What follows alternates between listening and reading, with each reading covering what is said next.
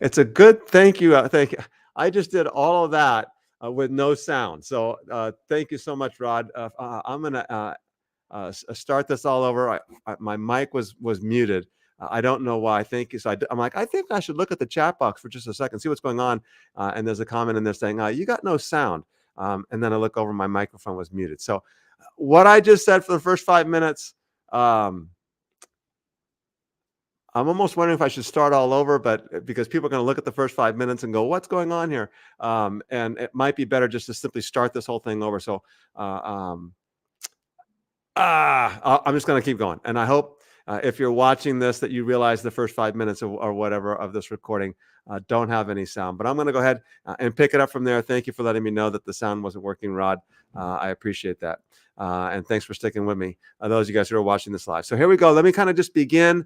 Again, what I just said for the first 5 minutes, it wasn't recorded because there was no sound, is review stuff that I had said before. So with that being noted there, go back to the last couple of nights and you'll kind of get an update on all that information there. So let me kind of begin. Let me remind ourselves that we have two radically distinct narratives. We got the Jewish Zionist narrative that we've kind of portrayed the story from the beginning of the late 1800s to the beginning of the 1900s and early 1948 and what happened just thereafter. The Zionist story was simply a desire for a nation state of their own. They felt that they needed to have a place of their own where they can have their own laws for the sake of their own protection, and that need for their own state, with the idea of nation states and nationalism becoming prominent late 1800s, that need intensified with the rise of anti-Semitism throughout Europe, and obviously the Holocaust in the 1940s really just exacerbated that need. We've got to get our own state. The Palestinian narrative, the Arab narrative was, well, first off, why should foreign nations be allowed to partition our land and give immigrants a state of their own within our land? Especially when you realize the United States and Great Britain closed the doors to Jewish immigration. So here's this European problem of anti-Semitism. The United States and Great Britain closed the doors for immigrants, for Jewish immigrants to come in, and said, well, here's what we'll do. We'll give them Palestine. And the Palestinians and the Arabs were like, that doesn't make any sense. So the second thing with the Arab narrative is that they simply believed that the partition of their land was unjust. And I'm referring now specifically to where we kind of ended our last episode with. In 1947, the Palestinians owned about 80% of the land. Thank you very much, Rod. The Palestinians owned about 80% of the arable land and 94% of the total land. That was the Palestinian land. The Jews owned about 6% of the land, and they comprised a third of the population. Yet the Jews were granted 58% of the land in the 1947 UN partition plan, and they were given 84% of the arable land and key access to water supplies. And so that didn't make any sense to the Palestinians. And then there's another problem that we ended with at our last episode, and that was that the United Nations partition plan, which divided it into two different lands. Israel became a formal state. The Palestinians wasn't actually an official state.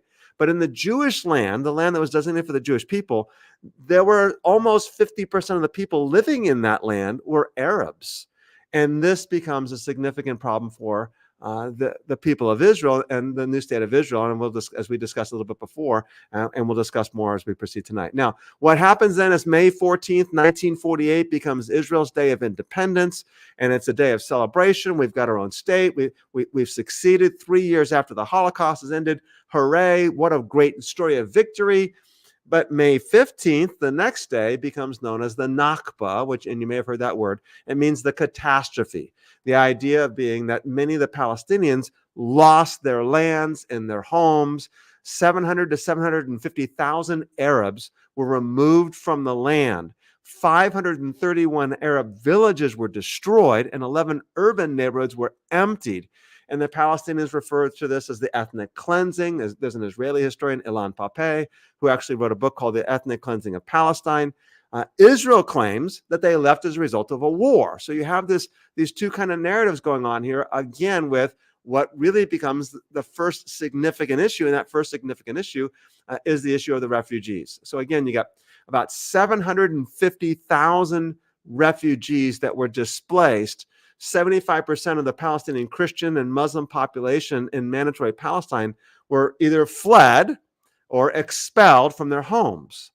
They became refugees in the West Bank, so the refugee camps in Bethlehem, for example, and the Gaza Strip, and of course, refugees in surrounding Arab countries. 400,000 fled to Jordan or were forced to move to Jordan, if you read Elias Shakor's book. 150,000 crossed the borders to Lebanon, and there's still refugees in Lebanon to this day. And 200,000 refugees went to Gaza, others went to Syria. Now, these countries struggle to absorb the massive influx of refugees, and I'll address that either later on in this episode tonight or perhaps in the next episode, because that's a common accusation. And that common accusation is, why weren't the refugees simply assimilated into other countries? As we'll discuss tonight, the Jews were refugees from various Arab states, Iran, Iraq, and other places, and they traveled to Israel, and Israel welcomed them in. Why doesn't Lebanon receive them in? And if we have time tonight, we'll discuss that very question. If not, we'll make sure it gets on the docket for perhaps our next episode, which will be next Wednesday night if you're watching this somewhat live. All right, so now December 11th, 1948, the United Nations gives Resolution 194, which declares that all the refugees must be allowed to return. So again, whether they left as an act of war or whether they left because they were told to leave or they left on their own free will, or they were forced out by Israel, becomes a disputed matter. But nonetheless, the United Nations says they need to return to their homes. Now, the picture you see on this particular slide is actually the entrance to the Ida refugee camp in Bethlehem. And you see this massive key on the top of that, the thingamajig to enter into the camp. That key is a symbol that many of the refugees in that camp have keys to their homes that Israelis now live in. And this becomes a significant issue, the refugee crisis, for the Palestinians. Now, of course, Israel's response was, there's no way they're letting the refugees come home. And there's a number of factors behind that. David Ben Gurion, the first prime minister of Israel, stated emphatically, the return of the refugees must be avoided at all costs. And one of the reasons for that, as I discussed in the last episode, was simply the fact that many of the architects of Zionism believed that for this Jewish state to survive, this Zionist state to survive, it had to have at least 80% of the population be Jewish and 20% be Palestinian. And if you allow these Palestinians to come back, that's going to skew those numbers and make a Jewish democracy.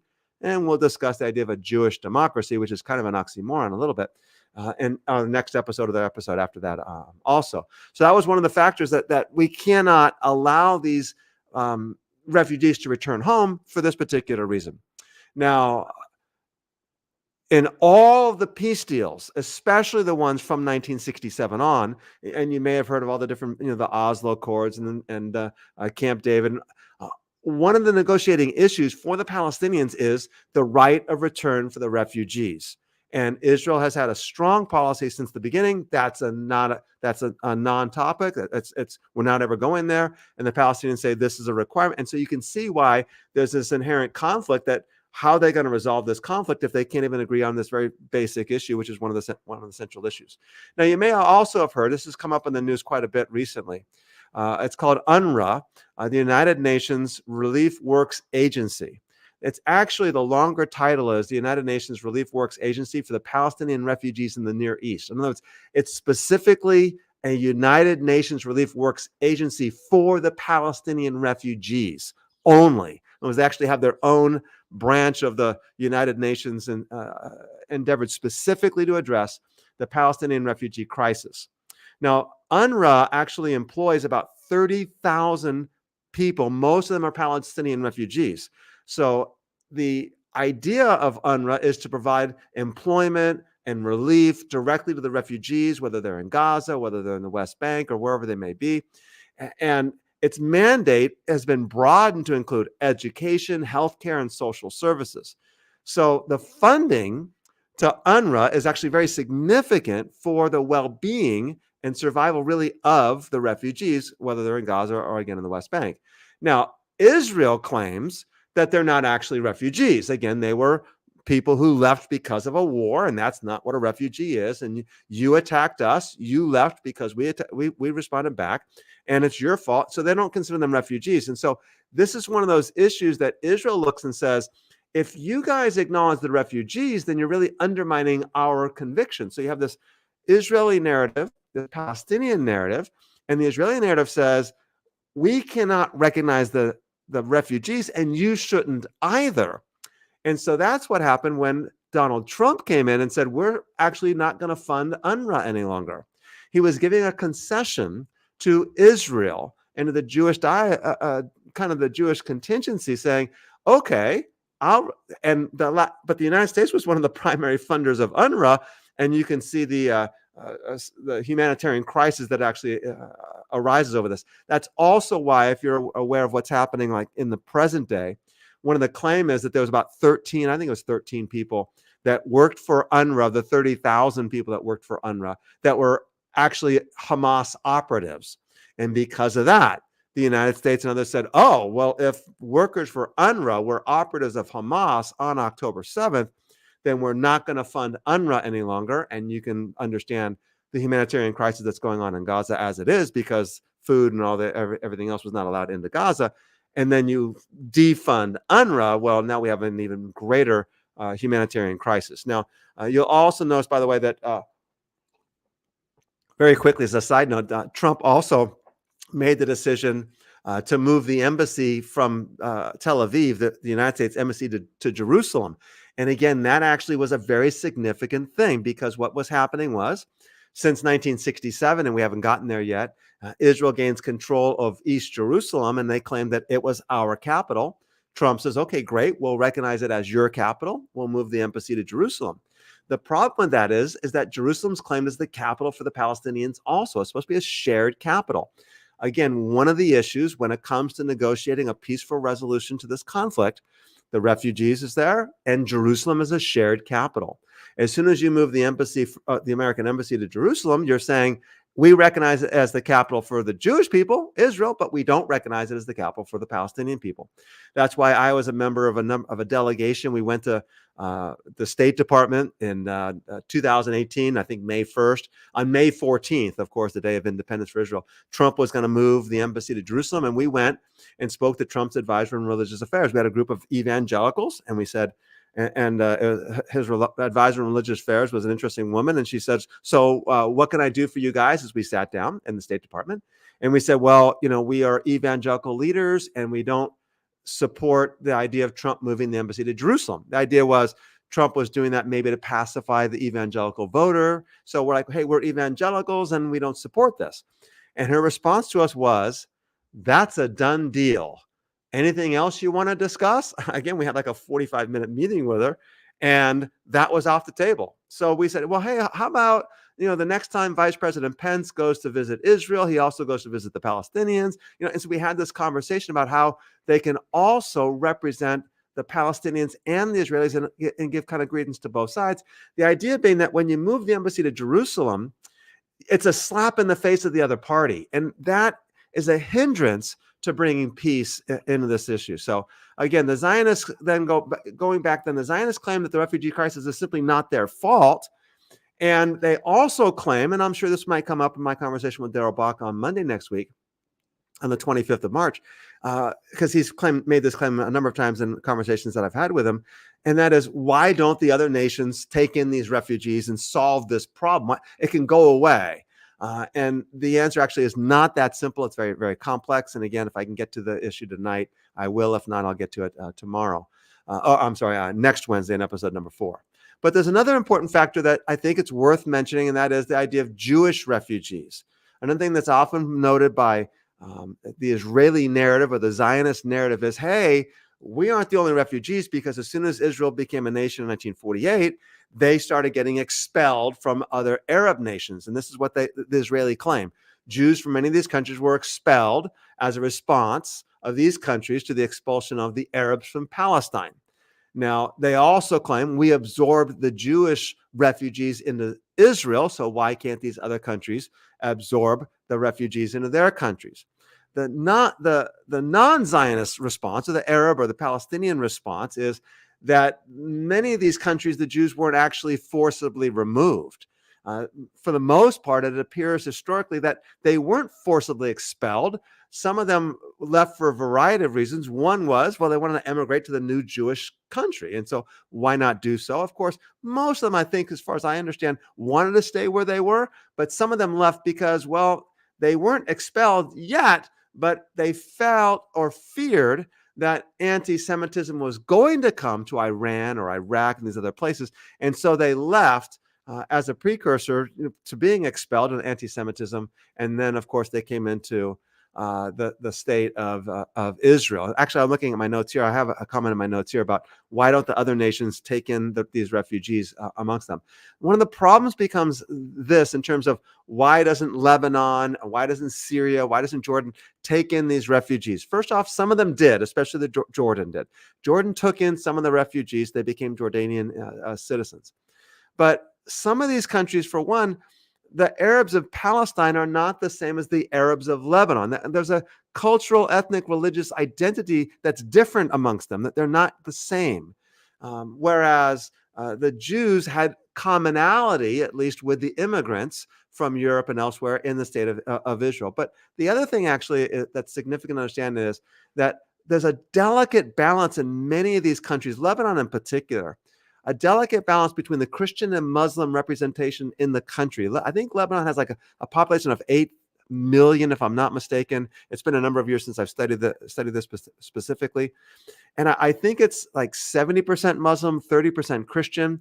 And when they actually wrote their constitution and for the structure of their government, it was along the lines of, well, in order to maintain peace between these communities, we're going to have a certain representation from the Christian community and a certain representation from the Muslim community.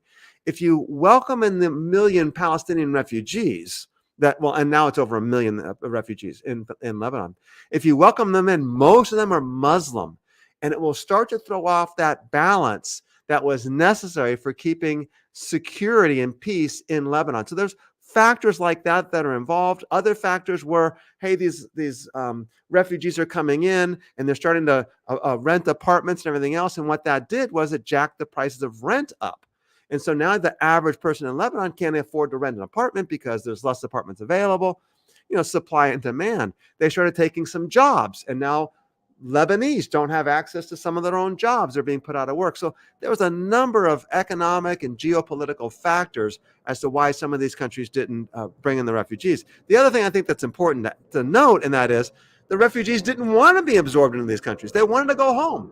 They wanted to go back to their own countries. And I think that's something that it gets too easily thrown around in terms of, oh, what do we do with the refugees? Like, they want to go home. So they should at least either go home or ultimately be compensated for their loss. And obviously now, 75 years later from 48, you have the fact that you have children and grandchildren, and it's not as much going home because they actually never lived there. And that is another issue. All right, moving along. We got to speed up this a little bit here. I get long-winded. So the green line, or the armistice line, in 1949 was then drawn. Now, what happened was the United Nations said, here's what we're going to do. We're going to give this percentage of the land to the Palestinians and this percentage of the land to the Israelis. We already discussed 58% of the land goes to the Jewish state when they only had a third of the population. What's going on? They only own 6% of the land. You're taking Palestinian land and giving to the Jewish people. This doesn't make any sense. Okay, well, after the war, you can see the green line, and I'll show you the maps here in just a second, the next set of maps. The green line literally was drawn with a green pen, a green mark, distinguishing the West Bank and then the Gaza Strip. And you'll notice here on the maps that I showed you the previous nights, the first map here shows you what it was like prior to 1946. Mostly Palestinians, the white representing the Jewish people, own lands. And again, it's not completely accurate, that map, because there are state-owned lands that are not represented on that particular map. The second map on the left there is the United Nations partition plan. 58% of the land goes to the Jewish people, 42% goes to the Palestinians, with Jerusalem and Bethlehem kind of being an international zone. That's the yellow in the middle map. But the third map shows you what happened in 1949 when the armistice line was drawn. And notice the West Bank and Gaza in map 3 are actually separate. Thank you. Okay, got it. Looking at I need to stop looking at the comments because they're interrupting me and distracting me. I apologize, guys. I'm going to turn the comments off just so I don't see them right now. But thank you for putting your comments in the comment box. But what's happening then is the green being the Palestinian lands. Notice Israel and Gaza are now separated, whereas in map 2 they're actually not separated. There's a cross point between the two, and you can see that the green is actually smaller on the third map than it was on the second map, meaning Israel was given, instead of 58% of the land, what they actually received was 78% of the land. 22% of the land of the Palestinians. And so this becomes another problem in terms of the issue of land. As I said on episode number 1, this was a land issue. An issue of land lies fundamentally at the heart of this conflict.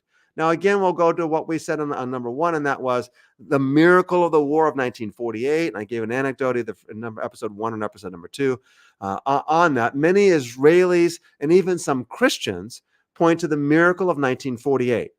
The Jewish refugees who had just survived the Holocaust become a country 3 years later. They survive the onslaught and the attack of Arab armies, and they become on a homeland after 1,900 years of not living in the land. Clearly, this is the hand of God. And of course, not all Israelis believe that. And Israel is basically a secular state. Got to remember that.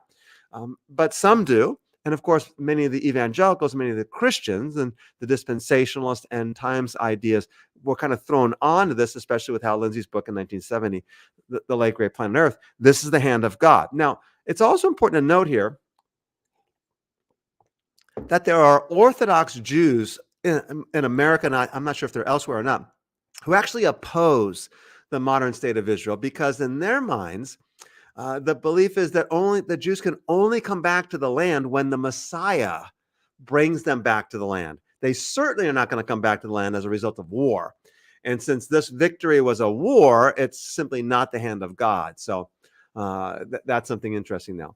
Another point that comes up, of course, is that, well, this is a miraculous victory because they were attacked by all these surrounding Arab nations, and this small little nation of Israel just established itself 3 years after the Holocaust, and yet they won. And the reality is the Israeli army won based on all the data because it had more troops. Within the next couple of years, they had about the same number of troops as the Arab armies that were attacking them, but slightly more troops at the beginning. They had better training. They were trained by the British, and they had more weapons. They even received some weapons from Russia. The communists decided to arm them. So they had simply more troops, better training, and more weapons. That's why they succeeded. It's not because this was the hand of God per se. This is actually what happens in the result of war. Now, another important factor in that war and in the victory that's often not discussed is that the Israel-Jordanian agreement in 1947.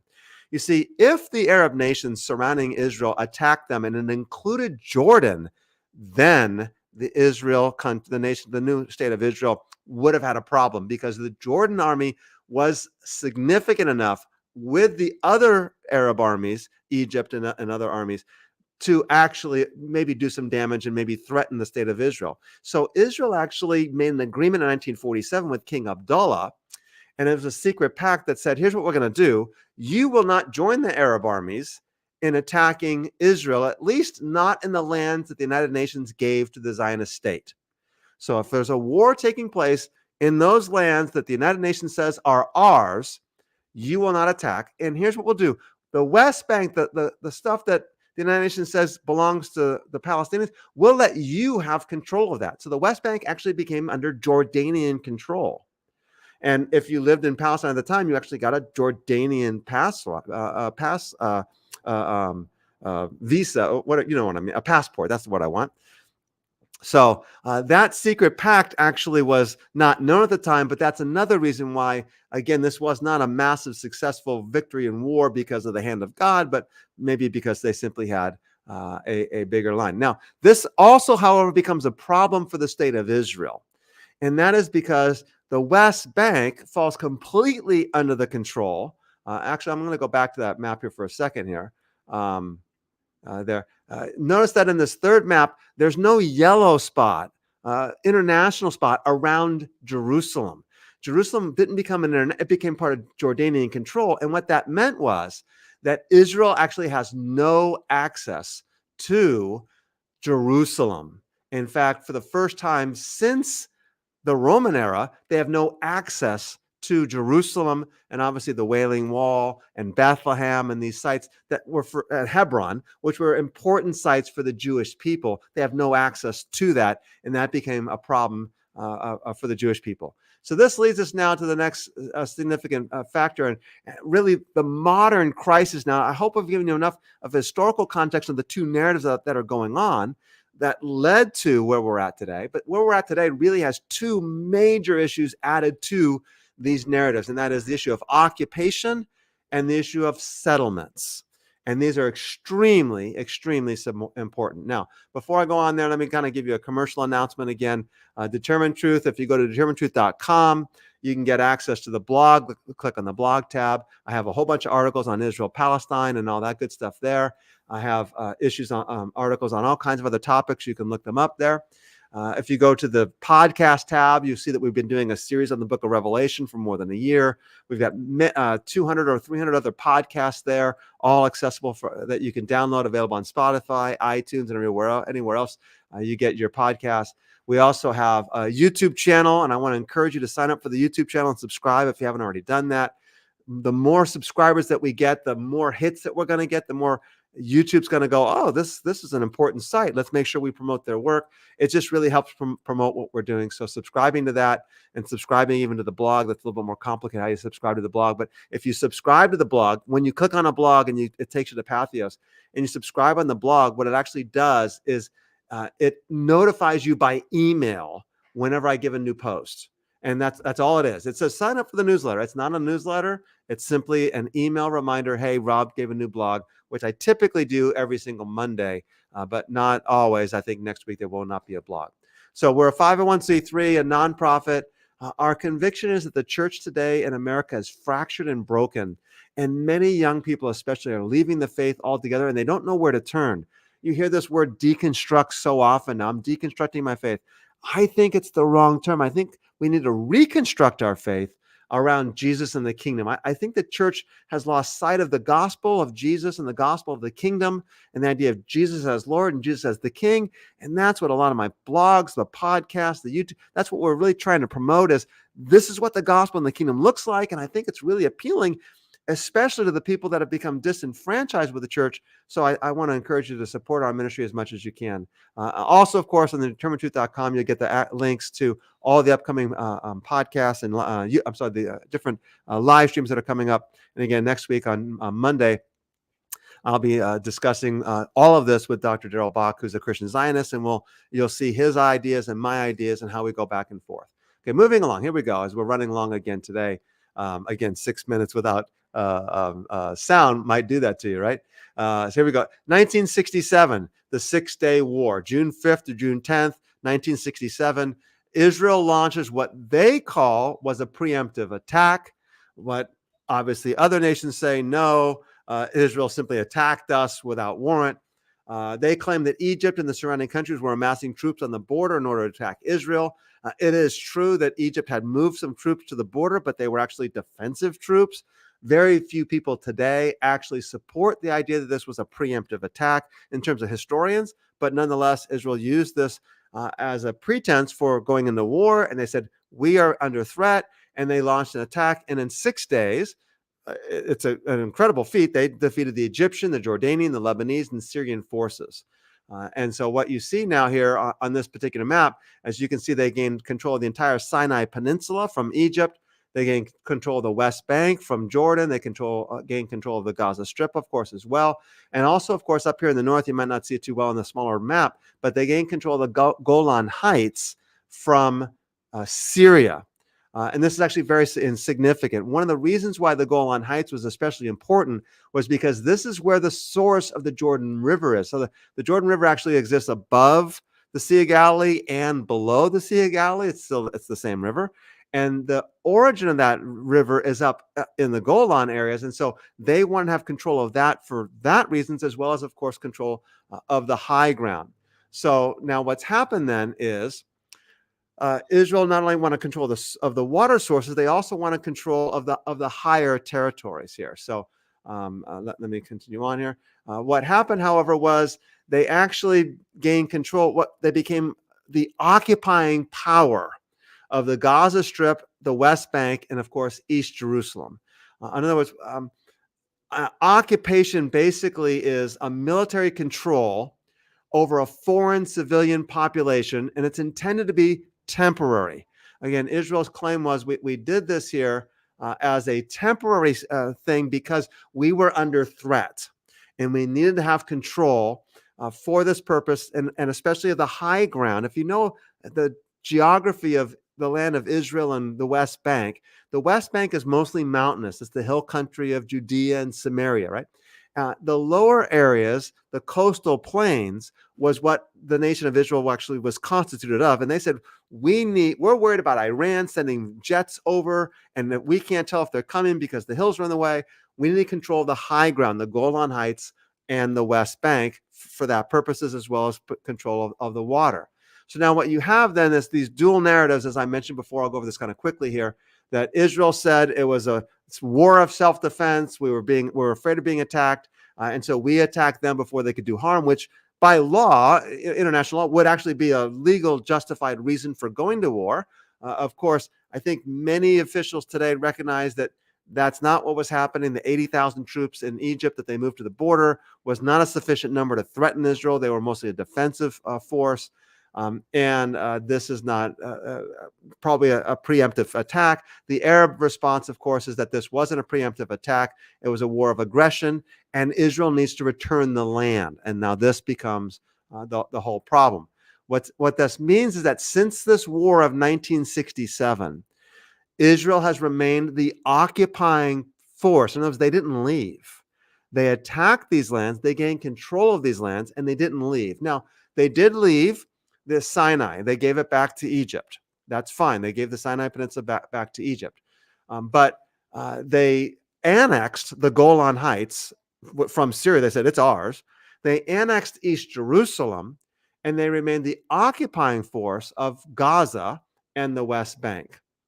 Now, the significance of this becomes the pre-1967 borders becomes another important factor in the issue of a peace resolution. How are we going to bring peace to this resolution? We have the refugee crisis, we have Jerusalem, we have these different statuses. Well, the next one becomes, well, Israel needs to retreat back to the 1967 borders.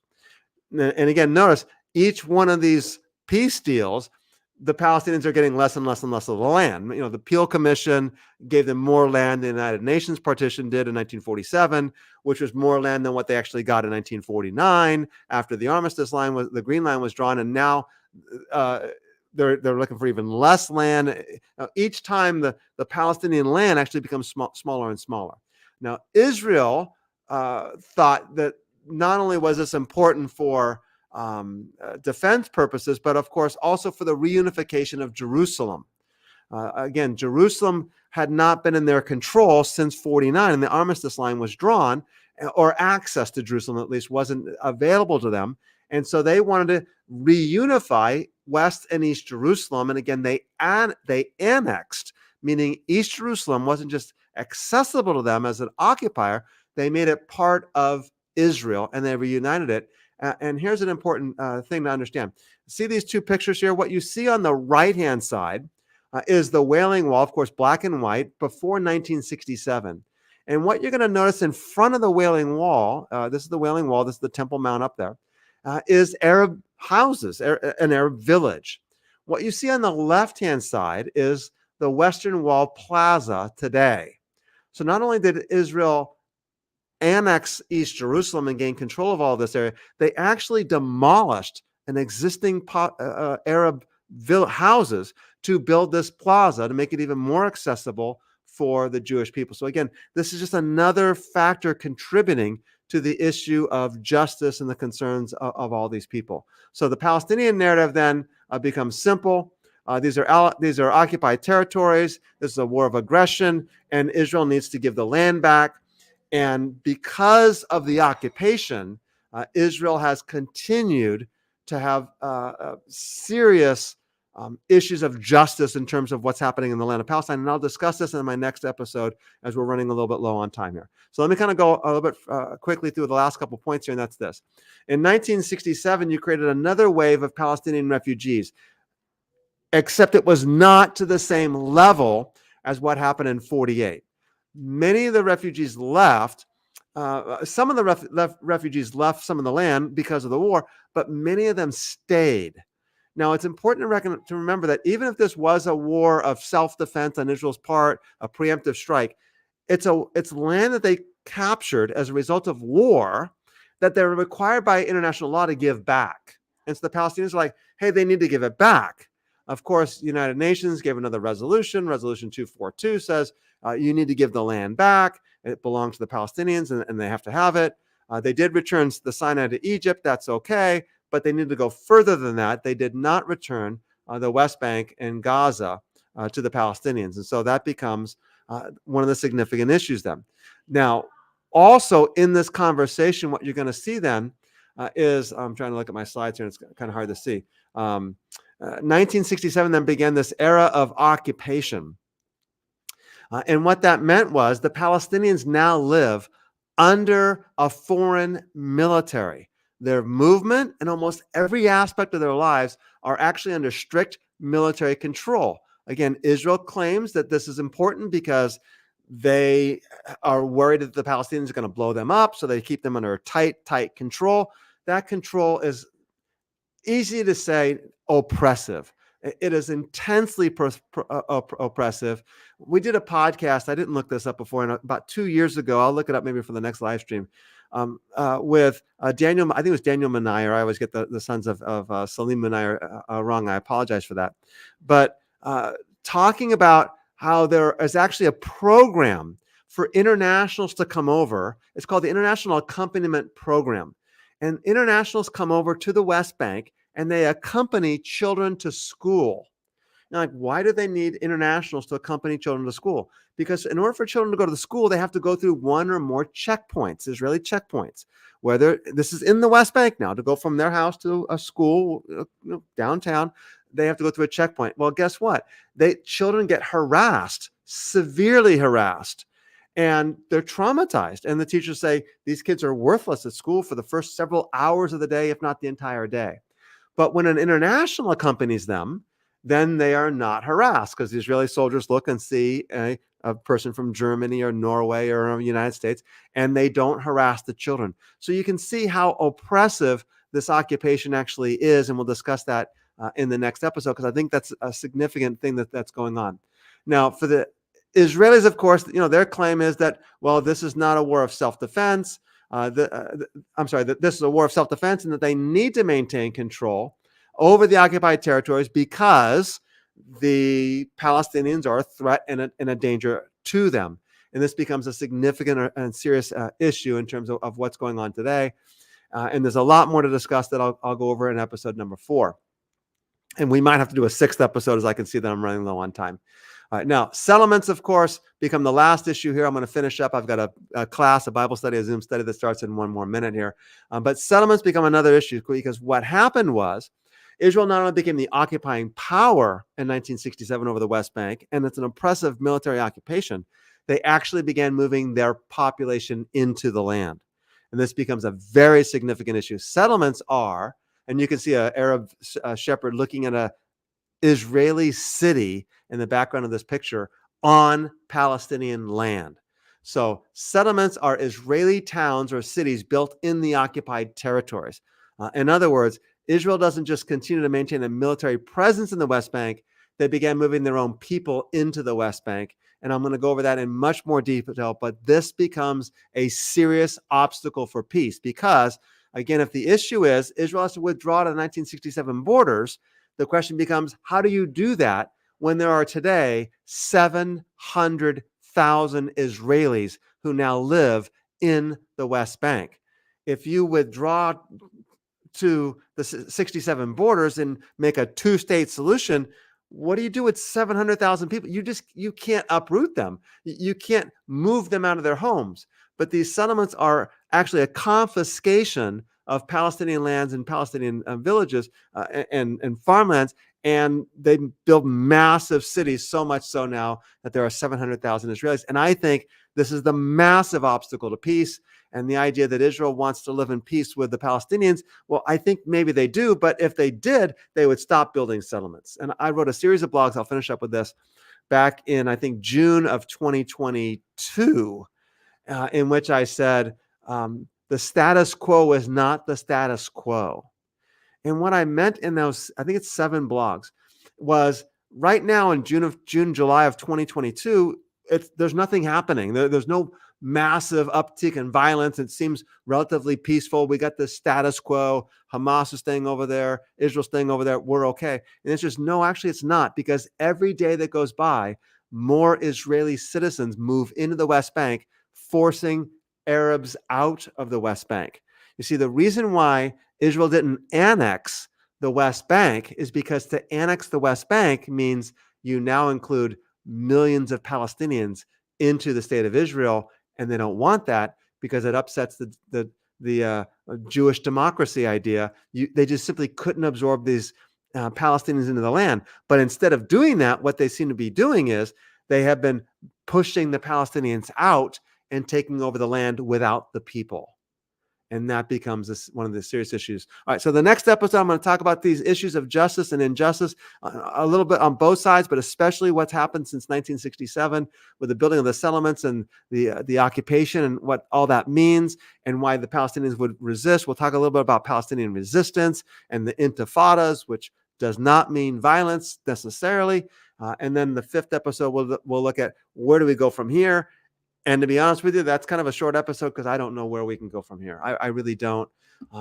It's above my pay grade, but I know a lot of people who aren't really sure where we can go from here. There are some solutions, but the way things are going today, I don't know how those solutions would actually work. Again, I want to thank you very much for being a part of this. I want to look at the comments in the threads. I'll cut and paste them then, and maybe I can address them in the next episode, but I appreciate it very much.